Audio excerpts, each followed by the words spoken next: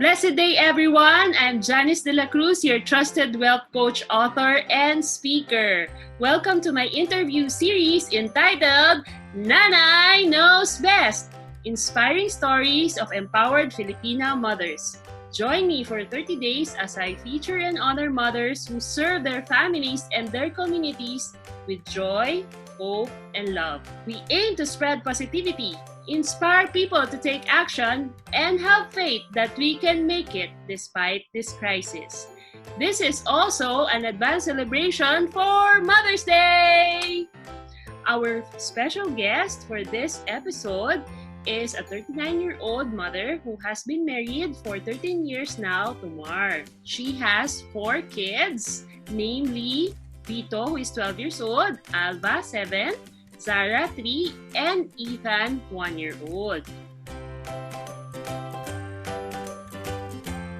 She works as a sales manager in their family business in medical supplies and equipment and is also an investment solicitor of Sun Life. Let us all welcome on the show, Nanay Maribel Apidos! Hi. Hi! Hi. Thank you, Maribel, for gracing us and saying yes to this interview. Thank Happy you ka also. naman natin mga viewers. Hi everyone. I hope you're all doing fine there in your home. Stay safe and thank you. Yes. Okay. So, Maribel, I'd like to ask, what are you grateful for today? Today, I'm just grateful for peace of mind despite the chaos outside, because it's hard to figure out peace from the outside, but from the inside, if you have it, when you have a great relationship with the Lord and with your family and with your loved ones, it's something that cannot be bought. I'm grateful for peace of mind. Peace of mind, talagang importante nowadays, right? What kind of mother are you? I can't really describe myself. So I asked my 2 kids, my 7-year-old and my 3-year-old, how they would describe me, and they said that I'm a kind and beautiful mom. Wow. So parang maybe they need a favor. Anyway, but I would like to see myself as a reliable mom and a problem solver, because I think that's my core. My core trait is really to be a problem solver. Like that's really what sets me apart in this business and in my family. I'm the one who really solves the problem before it even happens. I would see myself also as a carefree and laid-back mom, but parang opposite ends din eh. Sometimes I'm a little bit also of the controlling, parang I want things in order or I want things in a certain way. It works sometimes, it doesn't work sometimes. So it's a work in progress. Right now na naka-lockdown tayo, how do you take care of your family? The only thing that I'm really concerned about in my family is health. So I'm so grateful because for the past more than 30 days already, I've kept the good health of the family, because that's really what's important right now. Good health cannot be bought, and so you can only supplement it with vitamins, with fruits, with vegetables, with all the healthy stuff. But really, if it really strikes you, you never really know. So I'm just thankful that we are protected from the virus and that I want to keep it that way. So since March 16, we have not yet really come out of the house, really. We're really compliant with the government. Obedient citizens of this country? Yeah. So the only time I went out of the house was to give some food packs, pero I did not come out of the car. So yun. If that is the case, who is the one doing the marketing for your family if you're not going out? Initially, my husband went out to buy stuff, and then we realized parang as time went on, a lot of people were already doing online. So I just order everything online. Like right now, I'm actually waiting for the grocery to arrive. Ah, nice! So that is the most practical thing to do, no, sa mga viewers natin na ayaw nyo ma-stock sa pila ng grocery. Yeah. Actually, wala akong issue sa wala akong issue sa pag-grocery because I find it therapeutic. But I heard that the lines are so long and then you have to be exposed to so many people. So parang okay, never mind. Can you briefly describe ano ba yung routine nyo as a family since na-lockdown? Our family usually thrives on routine because we really can't just have a haphazard day because it's hard to figure out a day if you don't know what you're going to do. So in the morning, we usually wake up at around 6 6:30, and my husband and I have morning, we read parang the daily Bible reflection in the morning. And then after that, we have breakfast, and then all the kids have to take a bath at a certain time. Tapos parang 8:30, parang magta-time in na kami sa work, although work from home. Parang ganun. Pero 8:30 talaga kami lumalabas to go to work. So parang we just followed the usual schedule. And then 8:30 to 12, yun na, follow up on our tasks, on our suppliers, on our orders, yun. Because we're an essential services, one of our branches is still open. So we have to service pa the government clients, and also the institutional hospitals, also other drugstores. So we also supply to other stores. So parang there's still a lot of orders. Parang we're still lucky that we still be able to maintain it. Although we closed the other 2 stores. We cannot force our staff to be frontliners if they don't, and if they can't, diba? Galing, no? At least, in a way, that's your contribution to the community. Diba? That you are still serving with your business para makatulungan naman sa mga may sakit. Can you briefly describe lang? Kasi sa 4 mong anak. Sa eldest, it's a bit tricky because he's in the preteen stage. So, yun. Parang suddenly, he was 11, and then when he was 12, he's like grown up, and I couldn't figure out yet as a first-time parent to a pre-teenager, or a teenager na nga actually. He hasn't reached 13, pero I guess in this day and age, parang ang teenager is mga 11 na. Because of, really. Advanced na talaga ang mga bata eh. So parang 11 pa lang, he wanted to be on his own. He locks the room. He's very independent. Like, he doesn't want to be. So, we try to connect with him by watching what he wants, parang mga anime, tapos parang talking about his interests, yun. And then, he's also a math wizard. So, last year, mga 2 years ago, I accompanied him to Indonesia to join a math tournament. He supports all his mga endeavors. Like, right now, he's also into swimming. So, he trains daily for Cabraa, kaso nga lang na-stop because of the ECQ. He's supposed to compete for our Cagayan Valley Regional Athletic Meet. How about dun sa second naman? Also independent. My kids are like that. Parang they're independent early eh. So actually for her, parang she does her assignment on her own, and when I check it, parang ayaw niya pa nga ipa-check. Parang she's artistic. She sings and dances. So, medyo iba naman to. Hindi naman. Pero, she's also intelligent, but she's also on the more of the artistic intelligence. Actually, her love language is time and gifts. Sometimes she wants us to give her something, or parang surprise her with something, mga small tokens, yun. Okay, nabanggit mo rin yung love language na yan. Yeah. Mga viewers natin, baka hindi sila familiar, no? So, di ba, yung kay Dr. Gary Chapman, meron tayong 5 love language. Yung ano nga yun? Sabi mo, words of affirmation. Gifts. Gifts and touch. Physical touch. And ano yung isa? Acts of service. Acts of service. Yes. So, sabi mo, doon sa second mo, ang kanyang love language is? Love language is gifts. Gifts. So, she wants to be surprised. Okay. Or she wants you to give her something. I think dun sa mga young kids, sometimes, you have to figure it out din. Kasi minsan parang nag-iiba din. Evolves through time. And sometimes, parang minsan akala mo yun ang love language. Tapos biglang, I need a hug. So, gusto rin pala ng physical touch. Parang ganon. So, you have to adjust din. Parang ganon. Yes. Like, for example, my eldest, parang ang love language niya kasi is words of affirmation. But he wants kasi to talk all the time. So, parang, ang words of affirmation ko lang sa kanya is, okay, I'll listen to you. Parang gano'n. Yung giving of your attention to him. Yeah, yun. With my third child kasi, it was special because when she was mga 1.5-year-old, I was pregnant with the fourth baby, with Ethan. I had to stop breastfeeding her and to like, distance her from me because she was constantly clinging from me. Parang napapabuhat, gano'n. Medyo sensitive ako magbuntis noon. So there was a time na parang I had to strain my relationship with her kasi nga parang I was really parang unbed rest, so I can't carry her. After that, to give her what attention she lacked before. So parang right now she's still clingy, but she only needed an assurance and attention. So, physical touch naman kasi yung gusto niya. A little bit of surprise din. Gusto din niya ng mga surprise. So, parang gusto din niya ng mga gifts. She wants to play the slide. Tapos, we made a swing nga. While on quarantine, we made the swing for the kids outside. Parang they want to go and play. Meron silang play area. Important din kasi yun yung parang maarawan din sila. Oo. Part of exposure. Saka yung physical activity nandoon, no? Kasi yes. So, kung hindi, tataba tayo.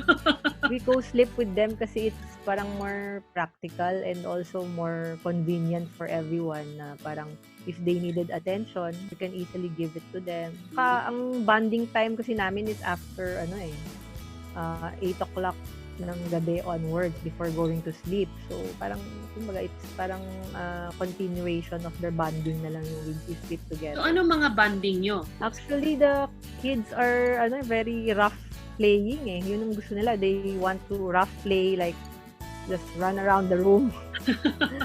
Yeah, so yung si Papa nila yung mas doon. I just watch them and just cheer them on. Ganon. Do you also teach them? Right now, wala silang school? School sends parang yung henyo, they send parang assignments to parang a learning portal. And then we download it na lang. And then we set aside a time. The part of our schedule in the morning is 9 to 11. They do the assignments. Pero how's their, their performance sa school? Magaganda naman mga grades nila. Yeah. The eldest one is always a consistent awardee. The other one is also awardee. Kamusta ang feeling ng isang ina na may mga very achiever na mga anak? And yet, di ba, hindi mo sila masyadong natututukan sa kanilang studies. They're very independent. I do my best to support them at all times. Tapos kung may award, parang bonus na lang yon because although I was also an awardee before, they actually go to the same school that I went to in elementary. So parang nung awardee sila, parang bonus na lang yun because parang there's too much pressure right now from other parents for their kids to achieve something. Parang I don't see myself like if the kids achieve something, well, parang it's a bonus. If they get an award or something, they get good grades or high grades, are they used to receiving something from you? Small treat lang. Actually, parang ang reward lang is we go to a play place or we eat ice cream. Parang ganun lang. Small treats lang eh. We don't usually buy them expensive rewards. Other people do that for them. My sisters give them gifts. I teach them to invest and save actually. Because, yes, of course. They all have fund accounts and investment accounts with call. So every time they receive cash gifts, I tell them, you give a portion of that. I'll share you some part to buy you a small token, but most of it will go to your college fund or a certain fund for your future. And then they will say, okay. And then after a while, they will ask me, what happened to my fund? Can you give me some of it? Parang gano'n. Wait, wala pa. 10 years pa. Gusto na kagad pumubra. Oo, gusto na agad ng return. Lalo na pag merong gustong bilhin, parang, di ba may fund ako sa'yo? Di ba may niregalo sa akin last year? Maganda yun, no? Kasi early on, you're already teaching your children how to save, how to invest. Makakita rin nila yung value ng money na binibigay sa kanila na hindi lang yun basta para gastusin, but as well as for their future. Actually, yung first child ko, when he started having allowance, I asked him to list down parang budget what he spent on. And then parang when he liquidates to me, parang, why did you buy a lot of ice cream? Parang everything that you spend on, it has to be something that's reasonable, not just on a whim. As early as you give allowance, you can actually do that already. Parang they learn that because when we were kids, I don't know with you, but when we were kids, nobody taught us those things. We didn't have investment accounts. Bangko lang. So, importante talaga yung education and awareness sa mga ganyang bagay. How do you discipline your children right now? What I did right now is to give them values formation. Di ba you asked a while back about our schedule? So, yung later part of the day kasi, at 5 o'clock onwards, we have to go outside to have fresh air, to have physical activity, to play on the swing, ganon. And then, after dinner, we gather them around and then we watch a video of the reading for today. Parang short video lang. And then we have sharing. Sharing. Yeah. Pero actually, only 2 of them can actually participate, di ba? The 7-year-old and the 12-year-old. And the 2 other ones are just running around. So parang it's a circus. Ang hirap right now with all the gadgets. Parang even if you give them only a certain window period to have gadgets, parang you really don't know how else to pass on values. Aside from showing to them good values, how else can you show to them? So we thought of a way. We started this siguro just recently, mga February. And then we continued it until now. So hopefully we can make it like a ritual. Tradition na, no? Yeah, it's a ritual that we pray together before we go to sleep, and then we share those what you learn from the word for today or the reading for today. So it's also our way to share about our experiences, because sometimes parang in the reading, parang the reflection tells us to share about something in our past, and then when I was a kid, I did this and I did that, and I realized that you have to do this and do that, and now as a kid, I tell you now that you have to learn this. Parang ganun. Ganda siya. Yeah. It's a good culture, no? Yung you gather and then you talk about the Word of God and how yung reflection nyo, no? So there's a sharing. In that process din, nakikilala mo ng gusto yung kapamilya mo, di ba? Yung pinaka-anong effect dito is I learned more about how children are journeying with their personal relationship with God, because we want them really to have that. Maybe we didn't have that when we were kids, so parang we want them to have it at an early age so that they can have it early on. I had that. Maybe I would have done less of mistakes in my life. Parang gano'n. We were showing them how the Lord touch our lives so that it will also touch them. How do you train your kids pala? Do they have household chores assignments? And then do you also assign them to take care of yung younger kids? When I just gave birth last year, it was a really difficult time because only Yaya and helper sa house suddenly had to leave because she got sick. So imagine that she left us on the day na we came home from the hospital. So sobrang hirap. And so we didn't have any helper for like 4 months, and I have like 4 kids and a newborn. So at that time, we really had to teach them, you have to help us to sweep the floor and clear the table, to wash the dishes. Kasi sabi ko, if you don't learn those life skills now, if you go to Manila or you go abroad, parang mamaya magkakamot ka ng ulo. Eldest knows how to cook parang egg, rice, mga ganon, the usual lang. Right now kasi we have 2 helpers na, but we still ask them that they should also still fix their toys, clear the table, parang fill the water jugs. Teaching them to be responsible early on. Walk the dog, mga ganon. Can you think of an instance or story wherein you were able to show yung tinatawag din ng mother knows best or yung mother's instinct? I discovered that I was pregnant with my first child. Parang I really researched on what's the best thing to prepare myself with. And I realized dun sa mga research ko na it's really breastfeeding. So talagang before I gave birth, talagang I had a lot of information on breastfeeding, ganyan. And then I remember we even attended parang weekend seminars sa St. Luke because we were based in Manila before. So they offered like pregnancy seminars, breastfeeding terminal. Prepare ourselves, parang kailangan mindset talaga eh. You have to prepare your mind na you will have milk because that's the most important one. And I realized when we went home here na ang daming mga new parents na parang they're not confident that they will have milk. Whereas when we had seminar, parang they taught us na you have the mindset to control that you will have milk. So parang ng mga first few weeks talaga, parang sobrang hirap kasi talagang pag akala mo talaga walang lumalabas. So parang mindset mo, oh my God, I don't have milk. Pero tapos nagpump ako, wala rin lumabas. So tapos nagka-mastitis ka pa, nilagnat ka, yung mga ganun. So parang akala ko, naku, parang wala na talaga to. And yet, after all those challenges, and I had to pump like a whole cabinet of freezer out of milk, I was able to breastfeed my firstborn for 3.5 years. Wow. Ano yung naging effect nun? Na dahil breastfeed mo siya for that long? Ano yung I think yung lifelong connection cannot be cannot be taken away already when I see nga pictures na nagbe-breastfeed siya, parang I show it to him, parang wow. No. Pero paano siya? Kamusta siya ngayon? Yung health niya? Sakitin ba siya or very healthy siya? No, he's very healthy. Yeah, yun nga lang. Siguro parang sa intellectually, parang they're all advanced eh. Ewan ko if it's connected with our genes or the breast milk. But parang when you talk to them, parang, parang okay. I don't know if it's just me na parang inisip ko lang advanced sila. Pero I feel that they're mature and advanced for their age. But maybe that's just me. Very proud of your kid. Baka feeling lang. Marami na rin kasing factors ngayon eh, 'di ba? Hindi na lang kasi sa genes, hindi na lang din sa mga kinakain, 'di ba? Even the environment, may factor na rin yan sa... Can you think of an best advice that you can give sa mga struggling mothers? Anchor your expectations with the Lord.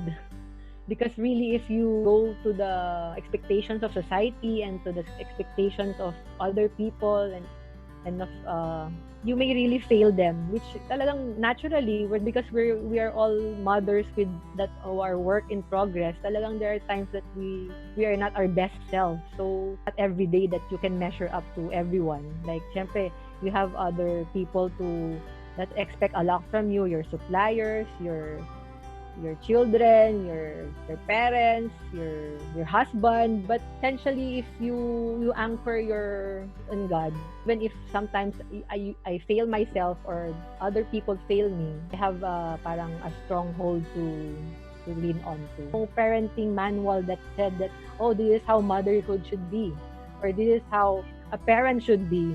You should not be hovering too much, or you should be a chill mom, or you should be not too friendly. Parang ganun eh.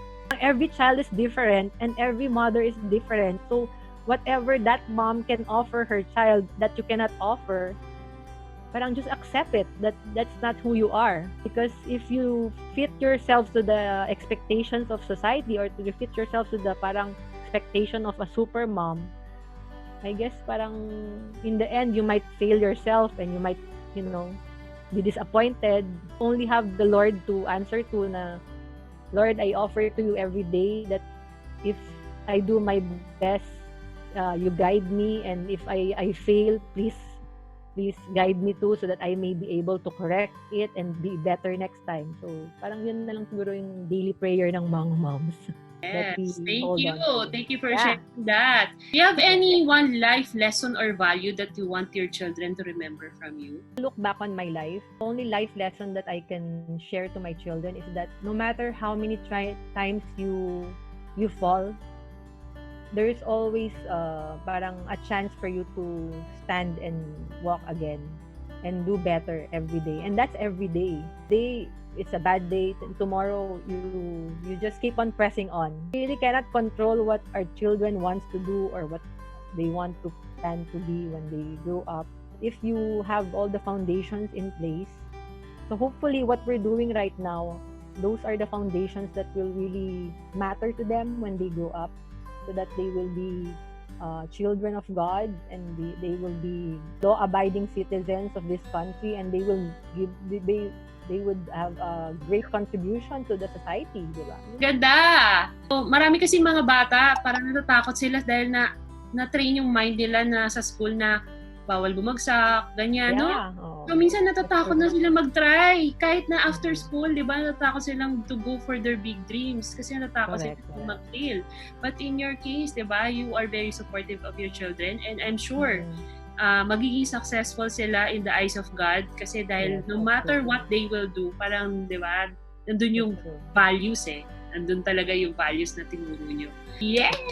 Thank you. Okay, go ahead and invite our viewers to promote any of your business or advocacy, and then any final message for our mothers to encourage them. Well, it's almost Mother's Day. For all the mothers out there, I know where you're at, and we all want to achieve the good life with our children, with our husband, and to be the perfect mom that the society thinks we are.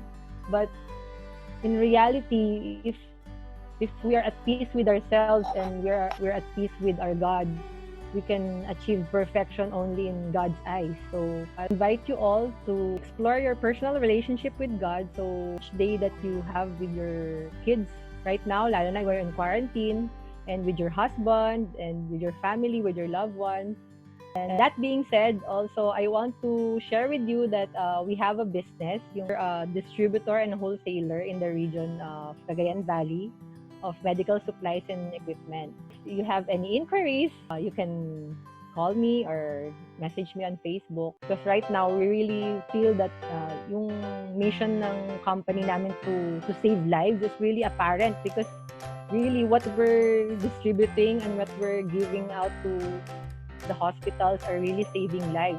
Aside from that, I'm also an certified investment solicitor of Sun Life, teach families how to invest and to prepare for the future, and to advise them on what to do, especially with their with saving for their emergency funds or saving for their college fund of their children. I hope that you can also consider those things in the future. Thank you. Thank you very so much. Yes to this invitation, and I'm sure all our viewers out there are learning so much from you, being a young mom, and having 4 kids is no joke. True. No? Tama. And I believe by sharing your story, you have inspired some people out there who are also in the same boat as yours. Yeah. Okay. Thank you so much and congratulations on your project. Thank you so much. I really appreciate your project and I hope to watch more of your episodes. There you have it, friends. You have heard the wonderful story of Nanay Maribel and her family. Join us again tomorrow for our next episode of Nanay Knows Best. Stay safe and healthy. God bless everyone. Bye-bye.